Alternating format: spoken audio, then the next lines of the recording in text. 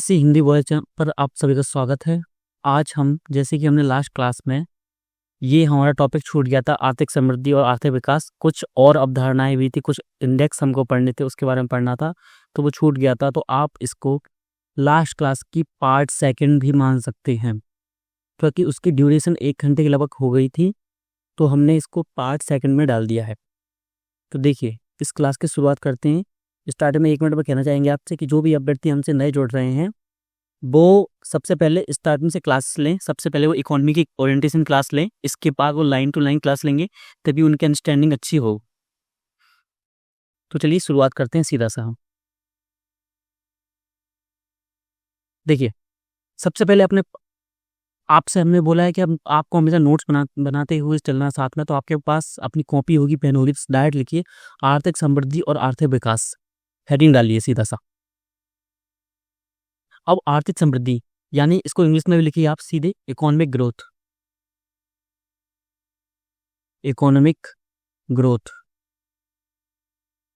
Economic growth. और आर्थिक विकास के आगे लिखिए ब्रैकेट में या कोष्टक में लिखिए इकोनॉमिक डेवलपमेंट। डेवलपमेंट। तो देखिए, आर्थिक समृद्धि का मतलब क्या होता है और आर्थिक विकास क्या होता है, दोनों में डिफरेंस क्या होता है। सीधा आर्थिक समृद्धि से तात्पर्य होता है किसी चीज में बढ़ोतरी, यानी किसी देश के परिप्रेक्ष्य में हम बात कर रहे हैं, किसी परिवार के स्तर पर हम बात कर रहे हैं, तो आर्थिक समृद्धि, आर्थिक का मतलब तो आप समझिए इकोनॉमिक, सीधा सा मतलब है कि पैसे से संबंधित है। समृद्धि का मतलब है उसके उत्पादन या आय में वृद्धि से को क्या बोलते हैं, आर्थिक समृद्धि।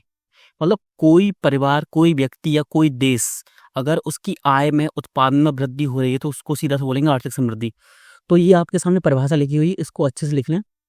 आपको बोलते आते हैं आर्थिक समृद्धि का अर्थ है किसी देश या क्षेत्र में आर्थिक गतिविधियों और उत्पादन के स्तर में वृद्धि। जब किसी देश की वस्त्र, सेवाओं और समग्र उत्पादन में वृद्धि होती है। ये वस्त्र नहीं, यहाँ पर वस्तु होगा, इसको सही कर लीजिए एक बार। सेवाओं और समग्र उत्पादन में वृद्धि होती है तो उसे आर्थिक समृद्धि कहा जाता है। इसमें विभिन्न मापदंड शामिल होते हैं, जैसे राष्ट्रीय आय, उत्पादन स्तर, रोजगार, निवेश, उपभोक्ता खर्च। अब इसमें आप नीचे लिखेंगे उदाहरण जीडीपी, जीएनपी, एनएनपी, एनडीपी, दोनों लिख लीजिए खत में यहाँ पे, आप सीधा समझिए होंगे। अब इसकी लाइन के नीचे लिखेंगे आप, यह है मात्रात्मक, लिखिए सीधा सा, मात्रात्मक अवधारणा है। अब देखिए, 1 मिनट इसकी जो महत्व है उस पर बात करें तो इसका महत्व इतना है कि 2020 से लेकर अगर आप 2024 का एग्जाम देखेंगे तो मेंस में लगभग इसके 3 से 4 क्वेश्चन बन चुके हैं, और हर साल या 1 साल छोड़कर 100% इससे क्वेश्चन आता है। कंटेंट से नहीं होता है, क्वेश्चन कभी टफ नहीं होता है, लेकिन होता क्या है, अंडरस्टैंडिंग नहीं होती, क्योंकि स्टूडेंट्स को इतना ही नहीं पता होता है कि आर्थिक समृद्धि और आर्थिक विकास में अंतर क्या होता है, मूलभूत अंतर क्या होता है। और उनके पास ये पॉइंट्स नहीं होते हैं कि अगर वो क्वेश्चन आंसर लिख रहे हैं मेंस में तो वो ये लिख सकें कि ये मात्रात्मक अवधारणा है और ये गुणात्मक अवधारणा है। तो ये पॉइंट्स आपको पता होना चाहिए। तो इसमें आपने सीधा लिखा यह मात्रात्मक अवधारणा है।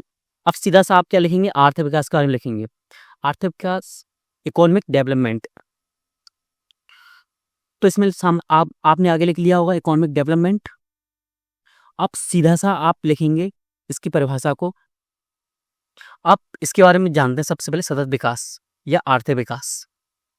आर्थिक विकास से तात्पर्य क्या है, किसी देश द्वारा, सबसे पहले आर्थिक विकास लेगी, सतत विकास के बारे में पढ़ेंगे। किसी देश के द्वारा, क्योंकि हम देश के परिप्रेक्ष्य में पढ़ रहे हैं, किसी देश के द्वारा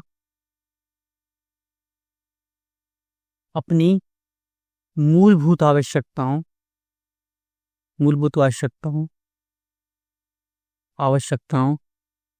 की पूर्ति में वृद्धि को ही आर्थिक विकास कहते हैं। अब यहाँ पर मूलभूत आवश्यकता क्या होती है, यहाँ पर होती है रोटी, कपड़ा और मकान, सीधा सा आपका मतलब है।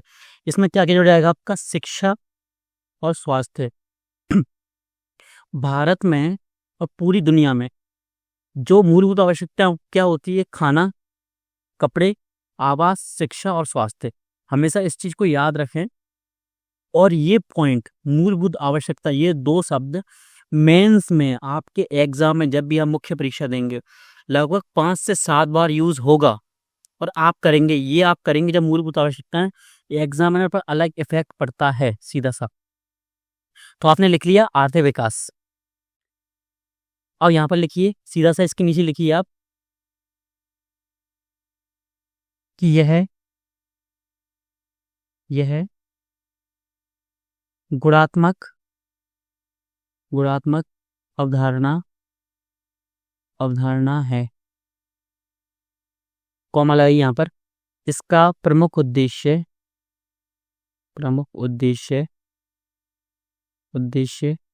देश में गरीबी, बेरोजगारी इत्यादि आर्थिक समस्याओं का निपटान है। सीधा से आपका ये हो गया। आप समझ चुके हैं आर्थिक विकास क्या होता है, आर्थिक समृद्धि क्या होती है। अब एक कॉन्सेप्ट ध्यान सुनिए एग्जाम्पल के तौर पर। अगर दोनों आपने लिख दिया तो आप नीचे भी लिख सकते हैं। कोई देश आर्थिक रूप से समृद्ध है, समृद्धि नहीं समृद्ध है, आर्थिक रूप से समृद्ध है, तो जरूरी नहीं कि वह आर्थिक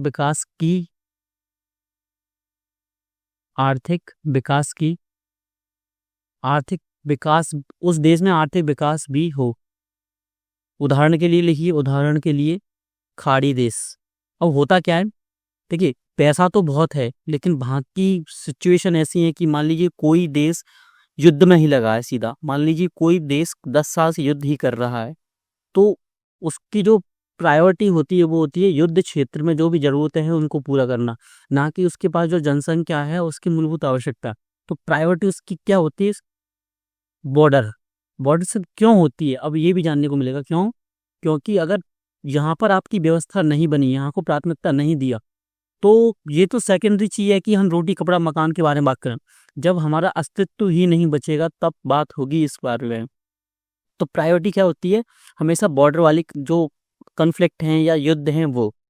तो खाड़ी देश, कई सारे खाड़ी देश ऐसे हैं जो आर्थिक समृद्धि तो उनके पास है कि उनके देश की जीडीपी इतनी है कि वो आराम से अपने जो मूल निवासी हैं, अपने देश के जो नागरिक हैं, उनको एक अच्छा जीवन प्रदान करें, लेकिन वहां पर एक अच्छा जीवन नहीं है। और इस देश में कुछ सालों पहले सऊदी अरब भी आता था, लेकिन अब वो बाहर हो गया है। सऊदी अरब भी आता था पहले।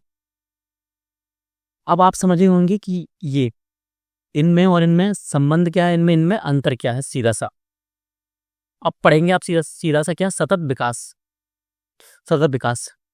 अब सीधा सा इसको लिखिए, सतत विकास की अवधारणा, सतत विकास की अवधारणा। साथ में इंग्लिश में भी लिखेंगे आप इसको, सस्टेनेबल डेवलपमेंट की अवधारणा 1987 में ब्रूटलैंड आयोग द्वारा अपनी रिपोर्ट हमारा साझा भविष्य। अब इसको इंग्लिश में भी लिखेंगे आप, तो ब्रैकेट में लिखिए आवर कॉमन फ्यूचर में दिया गया, या सतत विकास की अवधारणा दी गई। सीधा से लिखिए दी गई, जिससे आपको पॉइंट सही बनी, शब्दावली सही रही, दी गई। आप इस लाइन को छोड़कर कॉमा लगाइए और नीचे से लिखिए अवधारणा, इसकी परिभाषा को। वर्तमान आवश्यकताओं की पूर्ति के साथ ही संसाधनों का ऐसा उपयोग कि भावी पीढ़ी के लिए भी उन्हें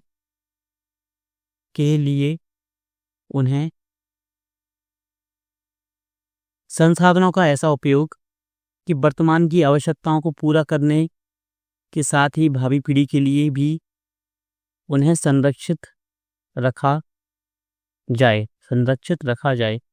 अब इसका सीधा सा मतलब क्या है? इसका सीधा सा मतलब समझते हैं कि हमारे पास जो भी संसाधन है, अब संसाधन आपके पास दो टाइप्स के होते हैं। क्या होता है? एक प्राकृतिक संसाधन और एक मानव निर्मित संसाधन। लेकिन यहाँ पर एक चीज गौर करने की है कि मानव निर्मित कोई संसाधन है ही नहीं। तो आप बोलेंगे सर आपने भी खुद ही तो बताया कि मानव दो प्रकार के होते हैं, प्राकृतिक और मानव निर्मित। मेरे कहने का तात्पर्य ये है कि मानव निर्मित कोई भी संसाधन है, संसाधन में क्या आएगा? आपके पास कार आ जाएगी, बाइक, फोन, लेकिन ये है क्या? ये उन्हीं मटेरियल से बना है जो कि नेचर से हमें प्राप्त हुए थे। तो अगर हम लास्ट लेवल पर जाकर देखें तो ये सभी जो संसाधन है हमारे पास जो उपलब्ध हैं, आप अपने सामने जो भी चीज़ देख रहे हैं, अभी आप क्लास ले रहे हैं तो आपके पास जो फ़ोन है, आपके पास जो एयरपोर्ट्स हैं, आपके पास जो ब्लूटूथ है या कोई भी उपकरण का आप यूज़ कर रहे हैं, आपके पास लैपटॉप है, वो तो आपके पास जो भी संसाधन आपको दिख रहे हैं, अगर आप लाइब्रेरी में पढ़ रहे हैं तो उसकी जो लकड़ी पर आप जो पढ़ रहे हैं, प्लाई पर, टेबल पर पढ़ रहे हैं आप, तो सभी चीज़ें क्या हैं? प्रकृति से प्राप्त हुई, यानी प्राकृतिक संसाधन है। तो प्राकृतिक संसाधनों का उपयोग कि हम अपनी आने वाली भविष्य की पीढ़ी को भी वो दे सकें कि हाँ हमने यूज़ की थी और तुम भी यूज़ करो। लेकिन आपने रिपोर्ट पढ़ी होगी, बार बार क्लाइमेट पर कई बार रिपोर्ट आती हैं, वो बोलते हैं कि 2050 तक या 2080 तक या 2090 तक, या सीधा सीधा वो बोलते हैं कि 2092, यानी जो 2100 वाली जो पीढ़ी होगी उसके पास पीने के लिए शुद्ध पानी नहीं होगा, जो पानी हमारे पास अभी है। या उस समय तक जो परिवर्तन है, भौगोलिक परिवर्तन है, जो हरित परिवर्तन हो रहे हैं, जो ग्लोबल वार्मिंग हो रही है, वो बहुत बढ़ जाएंगे। हमारे पास जो फसल है, हमारी जो फसल उत्पादन क्षमता है खेतों की, वो निरंतर घट रही है, निरंतर उसमें ह्रास हो रहा है। तो क्या करना है हमको? उनको, अगर भावी पीढ़ी को हमको खेत सौंपने हैं तो हमको ऐसे उपयोग करना होगा इन संसाधनों का कि वो सतत बन सकें। सतत का मतलब होता है कि वो आगे तक निरंतर कार्य कर सकें, सीधा सा मतलब ये है। आपने परिभाषा को समझ लिया, परिभाषा को लिख लिया, आपको हमने एग्जाम्पल के तौर पर समझा दिया कि सतत विकास होता क्या है। अब सतत विकास से संबंधित एक गोल है। गोल से मतलब क्या है? यूएनडीपी क्या है? यूएनडीपी के बारे में हम अभी पढ़ेंगे। उसने क्या बोला? सतत विकास के 2015 में क्या बताया गया? इसके 17 लक्ष्य दिए गए, सीधा सा 17 लक्ष्य। अब इन 17 लक्ष्यों के बारे में हम पढ़ते हैं। अब ये हैं, अब आप बोलेंगे सर क्या इनको याद करना है? देखिए, अगर संभव हो तो आप इन सभी को याद कर लीजिए। वो भी कैसे? कि नंबर वाइज, कि नंबर 1 पर कौन सा, नंबर 2 पर कौन सा है। क्योंकि अगर आप 2020 के बाद यूपीएससी का नेचर देखें तो वो थोड़ा फैक्चुअल ज़्यादा बड़ा है। और फैक्चुअल का मतलब क्या होता है? वो करंट को भी मिक्स करता है और स्टैटिक को भी मिक्स करता है साथ में, और उसका फैक्ट भी पूछ लेता है। 2020 से पहले क्या था कि वो फैक्चुअल पूछता था, लेकिन इतना नहीं पूछता था। पहले वो कॉन्सेप्ट पर ज़्यादा फोकस करता था, मतलब यानी 70%। अब वो 70% से घटकर कहाँ पे आ गया? 50% पर। और 50% वो क्या आ गया? फैक्चुअल पर। तो हो सकता है कि यूएनडीपी के बारे में पूछ ले, एसडीजी के बारे में पूछ ले, सतत विकास के बारे में पूछे। और अगर इन्वायरमेंट का कोई क्वेश्चन है और उसमें लिखा हुआ है स्वच्छ जल एवं स्वच्छता, तो वो बोल दे कि वो 6वें नंबर पर है। 6वां जो लक्ष्य है वो स्वच्छ जल एवं स्वच्छता से संबंधित है। तो आपको ये याद होना चाहिए। अगर सभी याद करना संभव नहीं है तो कुछ याद कर लीजिए। अब उनको याद करने से सिर्फ ये नहीं है कि आप सिर्फ प्रीलिम्स के लिए याद कर रहे हैं। जब भी आप क्वेश्चन लिखेंगे, 100% आपको गारंटी दे रहा हूँ, किसी ना किसी क्वेश्चन में आप, चाहे वो सोशल जस्टिस का हो, चाहे वो इंडियन सोसाइटी का हो, चाहे वो इन्वायरमेंट का हो, चाहे वो इकोनॉमिक्स का हो, और चाहे वो इंटरनल सिक्योरिटी का हो, चाहे वो डिजास्टर मैनेजमेंट का हो, यानी मैंने आपको बहुत सारे क्वेश्चन दिया, वो पॉलिटी या गवर्नेंस का क्वेश्चन हो सीधा सा, तो आपको क्या करना है? इसका यूज जरूर करना है। मान लीजिए गरीबी पर कोई क्वेश्चन आया है, या तो इन्वायरमेंट में आया है या सोशल जस्टिस में, तो आप सीधा सा क्या करेंगे कि आप लिखेंगे सतत विकास लक्ष्यों में पहले नंबर का लक्ष्य गरीबी खत्म करना है, जिसमें यूएनडीपी कार्य कर रही है। सीधा सा अगर आपने ये पॉइंट लिख दिया तो एग्जामिनर पर इम्प्रेशन अच्छा पड़ता है, वो आपके 0.5 मार्क्स इतने आपके बढ़ जाते हैं। और हम आंसर राइटिंग क्लासेस में बात कर चुके हैं 0.5 मार्क कितने इंपॉर्टेंट होते हैं। तो आप लाइन से इनको सभी को याद कर लीजिए। अगर इम्पोर्टेंट की बात करें, सबसे पहले इम्पोर्टेंट नीचे से देखेंगे हम, जल जीवन, जलवायु कार्यवाही, सस्टेनेबल सिटीज एंड कम्युनिटीज, असमानता, रोजगार, सस्ती ऊर्जा, स्वच्छ जल, लैंगिक समानता, अच्छा स्वास्थ्य, भूख खत्म करना, गरीबी खत्म करना। तो ये इम्पोर्टेंट है, लगभग सभी हो गए हैं, कुछ हमने छोड़ दिए हैं। अगर संभव हो तो इसको, इस लिस्ट को, इसका स्क्रीनशॉट ले लीजिए, इसको साफ कर दीजिए, इसका स्क्रीनशॉट ले लीजिए, इसको प्रिंट कराइए और अपनी टेबल के सामने इसको चिपका लीजिए। इससे क्या होगा, आप बार बार देखेंगे तो बार बार देखने से क्या होगा, आपके माइंड में ये फिट होगा और ये आपको याद रहे। अब प्रीलिम्स के लिए महत्वपूर्ण है और प्लस मेंस के लिए भी महत्वपूर्ण है। सीधा सा जो जो आपसे बोलते आ रहे हैं वो करते जाइए, फिर गारंटी हमारी है कि एग्जाम की तैयारी आपकी 100% होगी। अब बात करते हैं सतत विकास के अंतर्गत ही कुछ अवधारणाएं आती हैं, वो है वास्तविक बचत यानी जेन्युइन सेविंग। तो आप हेडिंग डालेंगे क्या, जेन्युइन सेविंग्स। आपने हेडिंग डाल ली, अब लिखिए सीधा सा, आप पहले समझिए सीधा सा। और आपको इसमें लिखना कुछ नहीं है, आपको सिर्फ ये सूत्र लिखना है, अभी मत लिखिए, पहले समझिए वास्तविक बचत होता क्या है। जैसे कि मैंने आपको बताया था कि किसी भी चीज को हम जब उत्पादन करते हैं, जैसे हम एक ही एग्जांपल लेते हैं, ब्रेड का पैकेट। मैंने इस ब्रेड का पैकेट बनाया और मैं फैक्ट्री का मालिक हूँ, मैंने ये ब्रेड का पैकेट बनाया, तो इसमें मेरा जो खर्चा है उसको कॉस्ट काट दूंगा, मतलब मुझे 20 रुपये, इसको 20 रुपये का खर्चा आया और जो मैंने इसको बेचा वो 25 रुपये का बेचा, तो मुझे कितने का लाभ हुआ, 5 रुपये। मतलब मेरी बचत कितनी हुई, 5 रुपये की। अब ये क्या हुई, मेरी सकल बचत हुई मेरी 5 रुपये। अब इसमें से मुझे क्या हटाना है, इसमें से मानव निर्मित परिसंपत्ति में ह्रास। अब मेरी जो कॉस्ट आई थी खर्चे की, उसमें से मैंने क्या घटाया, 5 रुपये आ गए थे। अब इसको, इसमें से मुझे क्या घटाना है, मानव निर्मित परिसंपत्ति क्या होती है। अब इसमें से क्या क्या मशीनों में जो उपयोग हुआ होगा वो, अगर मैं किसी अन्य चीज़ों का उपयोग कर रहा हूँ, जैसे गाड़ी, वाहन, क्योंकि मुझे ब्रेड को कहाँ तक पहुँचाना है, रिटेलर तक, तो गाड़ियों में जो ह्रास हुआ है परिसंपत्ति में, वो, तो उस ह्रास को घटाऊंगा। मान लीजिए 1 रुपया, मान लीजिए 1 रुपया हुआ ये खर्चा एक ब्रेड के पैकेट में। अब और क्या माइनस करना है, इसमें से आपको ये करना है प्राकृतिक पूंजी। इसका मतलब क्या है, परिसंपत्ति में ह्रास। अब इस ब्रेड बनाने से तो क्या हुआ, अगर ब्रेड बनाता हूँ तो हो सकता है फैक्ट्री में से कुछ धुआं, कुछ अपशिष्ट मुझे किसमें, निपटान के दौरान प्रकृति में छोड़ने पड़ते हैं। तो उसका एस्टिमेशन यानी गणना की जाती है। अब इस गणना को हम बाद में देखेंगे, जब क्या पढ़ेंगे, हम इन्वायरमेंट पढ़ेंगे, तब देखेंगे कि हम इसकी गणना कैसे करते हैं। तो अभी के लिए सिर्फ इतना मान लीजिए कि हम इसकी भी गणना करते हैं। हम मान लेते हैं कि टोटल, देखिए कैसे, कि परिसंपत्ति होता क्या है, कि जो आपने जो अपशिष्ट छोड़ा वो इतना पॉल्यूशन फैला रहा है कि उसको साफ करने में कितना खर्च हो रहा है, 2500 रुपये। अब 2500 रुपये आ रहा है, तो आपने ब्रेड का निर्माण किया कितना, 2500 ब्रेड के पैकेट का निर्माण किया, तो आपका सीधा सीधा से निकल के आ गया कि प्रत्येक ब्रेड 1 रुपये आपने क्या किया है, प्राकृतिक पूंजी या प्राकृतिक परिसंपत्ति में ह्रास किया है। तो उसको भी घटाएंगे। 1 रुपया क्या घट गया आपका, मानव निर्मित परिसंपत्ति, और 1 रुपये क्या घट गया, नेचर यानी नेचुरल, प्राकृतिक जो नेचुरल एसिड्स हैं वो, इसको घटा दिया, तो आपकी क्या निकल के आती है, वास्तविक बचत। तो इसको अब आप खुद से लिख लेंगे, इस सूत्र को लिख लें। जैसे कि आपको बताया था कि सूत्र डायरेक्ट कुछ भी जा सकते हैं, बाकी आपकी अंडरस्टैंडिंग तो होनी ही चाहिए। और ये वाले जो वास्तविक बचत है, जो प्राकृतिक पूंजी को इसमें से हम घटा रहे हैं, ये क्या है, हरित प्रभाव को दर्शाती है हमारी, और हम पर्यावरण के प्रति कितने जागरूक हैं इसको भी दर्शाती है। तो आप इसको मेंस में भी यूज कर सकते हैं। अब ये क्या है, इसको लिखिए, सीधा सा हेडिंग लिखिए, हरित निवल या सकल आय। एनएनपी आप जानते हैं एनएनपी क्या होता है। एनएनपी में सीधा सा माइनस क्या करना है, प्राकृतिक संसाधनों का क्षरण या पर्यावरणीय क्षरण। वही हमने जो यहाँ पर बताया कि प्राकृतिक पूंजी या परिसंपत्ति में हमने कितना ह्रास किया, सीधा सा एनएनपी में से क्या घटाना। अभी सकल बचत की बात कर रहे थे हम, अब हमने क्या बात की है, एनएनपी।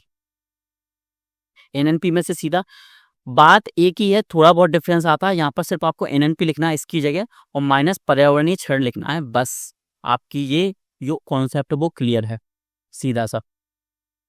अब नेक्स्ट चलते हैं। देखिए, अब मानव विकास को जानने के लिए, एसडीजी के लिए हम मानव विकास सूचकांक जारी करता है, कौन करता है, यूएनडीपी करता है। सीरियस लिखिए, मानव विकास सूचकांक क्या के लिखिए, और देखिए आपको ऐसे ही बनाना है इसको जैसे ये लिखा हुआ है, या तो आप स्क्रीनशॉट ले लीजिए या आप हाल रफ में बना लीजिए, बाद में इसको अपने नोट्स में ऐड कर लीजिएगा, लेकिन आपको बनाना ऐसे ही है।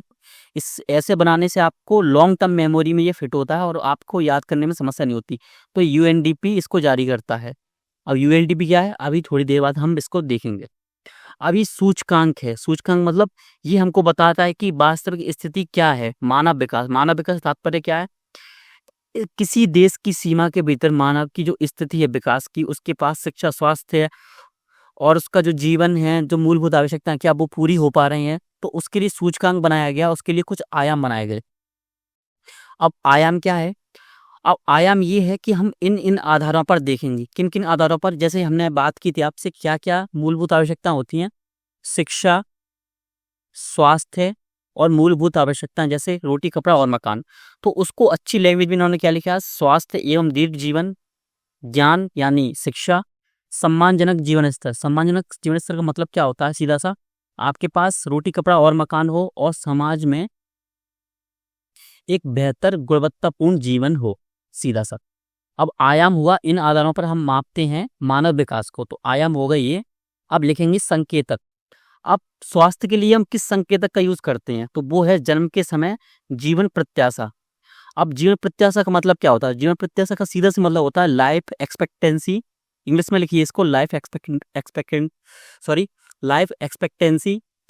और ये होता क्या, जीवन प्रत्याशा ये होता है कि हम अनुमान लगाते हैं, मान लीजिए ये एक गांव है, इसमें कई सारे व्यक्ति हैं, वो 90 साल जी रहे हैं, बहुत सारे व्यक्ति 70 साल जी रहे हैं, 50 लोग 90 जी रहे हैं, 70 लोग 50, जो 70 वर्ष जी रहे हैं वो 50 लोग हैं, जो 50 अन्य 50 लोग हैं वो 90 वर्ष अपना जीवन जी रहे हैं। तो ये क्या होगा, अगर हम इसका एवरेज निकालेंगे तो वो होगा 80 वर्ष। तो मतलब इस गांव में हर एक व्यक्ति, प्रति व्यक्ति 80 वर्ष जिंदा रह रहा है। तो जन्म की समय जीवन प्रत्याशा क्या है, मतलब एक इंसान कितना जिंदा रहेगा इस भौगोलिक परिस्थिति में, एक सामाजिक स्थिति में, इस आर्थिक स्थिति में, तो उसको क्या बोलते हैं, जीवन प्रत्याशा। अब इसके लिए सूचकांक का उपयोग क्या करते हैं, ये है संकेतक। अब ये क्या सूचकांक, जीवन प्रत्याशा सूचकांक जारी होता है हर वर्ष होता है, और इसका उपयोग कौन करता है, इसका उपयोग करता है मानव विकास सूचकांक, और जिसको कौन जारी करता है वो है यूएनडीपी। अब है ज्ञान यानी शिक्षा।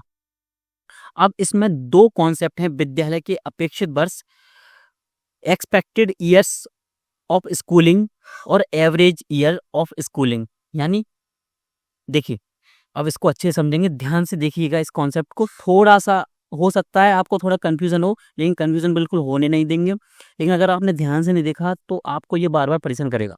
अपेक्षित वर्ष से मतलब होता है, मेरा एक परिवार है, मान लीजिए कोई भी व्यक्ति है, उसका एक परिवार मान लीजिए, उस परिवार में हर एक आदमी 12th क्लास तक मिनिमम पढ़ता ही है, मतलब एवरेज 12th क्लास तक तो पढ़ता ही है। तो जब आने वाला जो बच्चा पैदा होगा, तो हर एक जो परिवार का सदस्य है वो यही बोलेगा कि एवरेज, इससे एक्सपेक्टेंसी यही है, या एक्सपेक्टेड यही करते हैं हम कि 12th क्लास तक तो मिनिमम पढ़ेगा। तो ये होता है अपेक्षित वर्ष। मतलब किसी देश में हम पिछले जो क्या है, आपके पास डाटा उपलब्ध हैं, जो फैक्ट्स उपलब्ध हैं, उसके आधार पर आप अनुमान लगाते हैं कि अपेक्षित वर्ष कितने होने चाहिए। तो उसके बाद आप क्या बोलते हैं, नए जो नवजात शिशु हैं या जन्म के समय जो हैं व्यक्ति हैं, बच्चे हैं, उनसे क्या बोलते हैं आप, उनसे अपेक्षा करते हैं कि इतने वर्ष आप स्कूल पढ़ेंगे। अब ये क्या है, औसत वर्ष, कि आपने अपेक्षा की कि कम से कम देखिए एक कितने 12 वर्ष तो स्कूल जाएगा पढ़ने के लिए, लेकिन उस बच्चे ने, उसका माइंड सही नहीं चला, उसका मन नहीं किया, तो उसने क्या किया, सिर्फ 8वीं क्लास तक पढ़ा तो 8 वर्ष वो कहाँ गया, स्कूल। तो औसत वर्ष हो गया उसका 8 वर्ष और अपेक्षित वर्ष हो गया उसका 12 वर्ष। हो सकता है कि अपेक्षित वर्ष 12 थे और औसत वर्ष उसका कितना हो गया, 14 वर्ष। यानी उसने ग्रेजुएशन भी की तो उसने 15 साल कर लिया, सीधा सा मतलब ये है। इसके लिए हम किस सूचकांक का उपयोग करते हैं, शिक्षा सूचकांक का। अब ये क्या, सम्मानजनक जीवन स्तर। इसमें क्या देखते हैं हम, प्रति व्यक्ति सकल राष्ट्रीय आय, यानी NNP। सॉरी सकल, तो ये क्या होगा, हाँ NNP होगा, NNP होगा। NNP क्या होगा, प्रति व्यक्ति। NNP प्रति व्यक्ति कैसे निकालेंगे, वैसे ही निकालेंगे। यानी हमारे यहाँ 5 सदस्य हैं परिवार में, पांचों सदस्य कितने कमा रहे हैं, कुल मिलाकर कितने कमा रहे हैं, 1000 रुपये। तो हम एवरेज कैसे निकालेंगे कि 5 व्यक्तियों में इसका डिवाइड कर देंगे इसको, तो कितना, 200 रुपये प्रति व्यक्ति कमा रहा है एवरेज। ये एवरेज है, ना कि असलियत। हो सकता है उन 5 व्यक्तियों में से 2 व्यक्ति कमाई कर ही नहीं रहे, तो हम एवरेज मानकर चलते हैं किसी भी चीज़ का। तो प्रति व्यक्ति आय कैसे निकालते हैं, जितना भी हमारा देश का कितना होगा, NNP होगा, उसको हम क्या कर देंगे, अपनी जनसंख्या से डिवाइड दे देंगे उसमें। तो क्या आ जाएगा हमारा, प्रति व्यक्ति सकल राष्ट्रीय आय। अब इसको किस आधार पर मापते हैं हम, जीएनआई सूचकांक।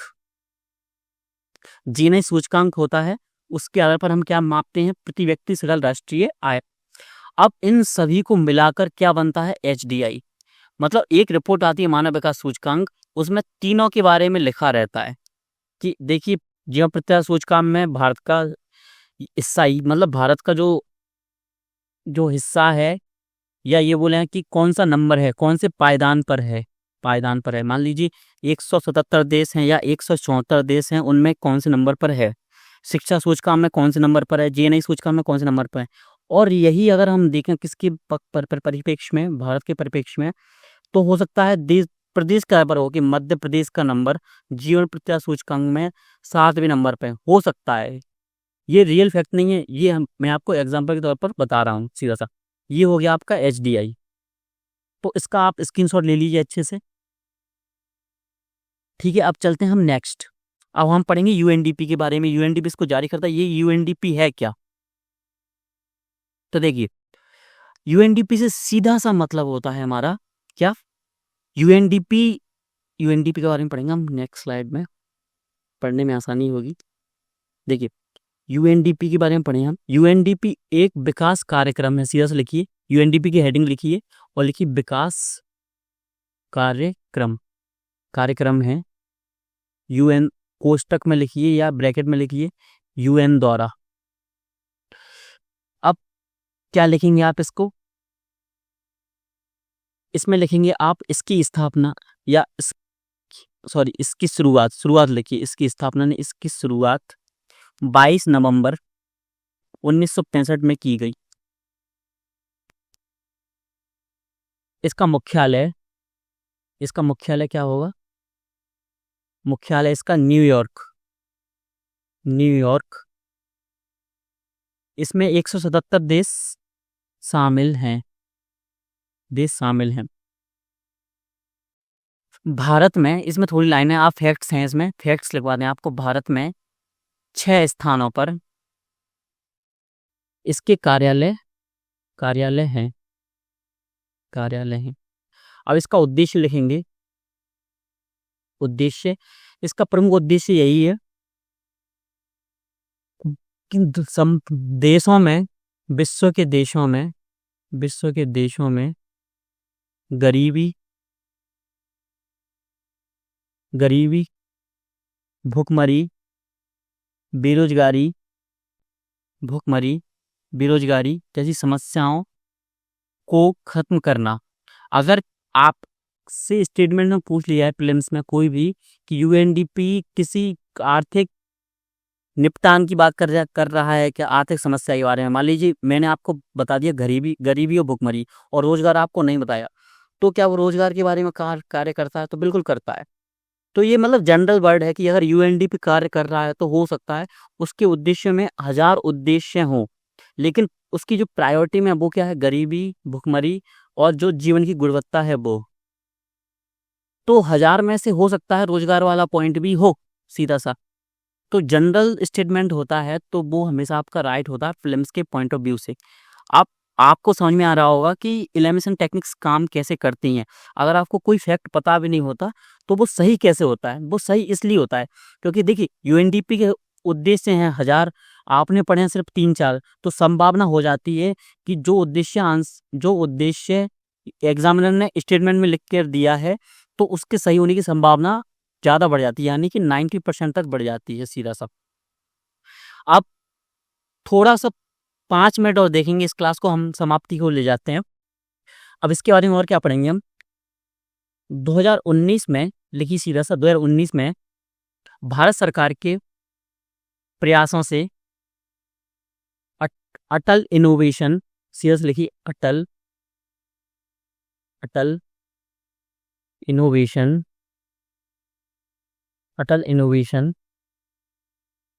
मिशन प्लस यूएनडीपी ने साथ मिलकर त्वरक, ये क्या है, त्वरक लैब, ये क्या है, पहल है एक। अब इसको इंग्लिश में क्या बोलेंगे, एक्सेलरेटर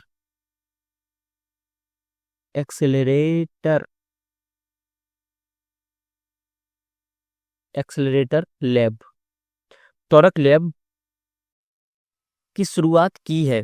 अब ये त्वरक लैब क्या होता है, ये इसका कार्य वही है यूएनडीपी का जो कार्य, ये जो उद्देश्य है कि ये कम से कम कितने देशों में काम करेगा। भारत का जो त्वरक लैब है यानी एक्सेलरेटर लैब है वो 78 देशों को कवर करेगा और 60 वैश्विक प्रयोगशालाओं को ओपन करेगा या इसमें कार्य करेगा, प्रयोगशालाओं के लिए कार्य करेगा, सीधा से लिखिए। अब यूएनडीपी के बारे में थोड़े फैक्ट्स और जाने, ये हो गया हमारा क्या, अटल इनोवेशन। देखिए एग्जाम पॉइंट ऑफ व्यू से अटल इनोवेशन पहले पूछा जा चुका है यूपीएससी के, किसमें, स्टेटमेंट में पूछा जा चुका है, ऑप्शन में था लेकिन ये सही नहीं था। तो अटल इनोवेशन से 2025 में क्वेश्चन बनने की संभावना होती है। तो हम 1 या 2 क्लास के अंदर इसको कहीं भी एक साइड में अटल इनोवेशन को अच्छे से पढ़ लेंगे, ये है क्या और इसके बारे में करंट अफेयर्स में क्या क्या था वर्तमान 2024 में, तो ये प्रीलिम्स के पॉइंट ऑफ व्यू से कैसे महत्वपूर्ण है, इससे संबंधित फैक्ट्स कौन कौन से इंपॉर्टेंट हैं। अब ये है यूएनडीपी क्या है, यह संयुक्त राष्ट्र महासभा के भीतर एक कार्यकारी बोर्ड है, सीधा से लिखिए, यह संयुक्त राष्ट्र महासभा के भीतर एक कार्यकारी बोर्ड है।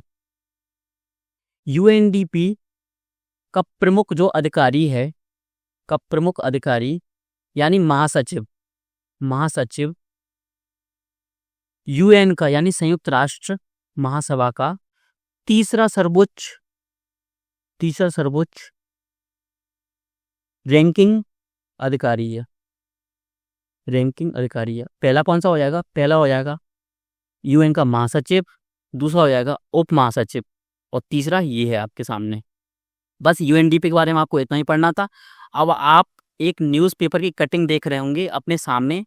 तो जैसे कि मैंने आपको बताया था किसमें, आपको हमने जीडीपी पढ़ लिया था, जीएनपी पढ़ लिया था, एनडीपी पढ़ा था, उसमें मैंने आपसे क्या बोला था कि एनडीपी क्या होता है, हम विदेशों से आने वाली आय को जोड़ते हैं और जो हमारे देश में रह रहे हैं उनकी आय को, जो बाहर के लोग हमारे देश में रह रहे हैं उनकी आय को हम नहीं जोड़ते हैं।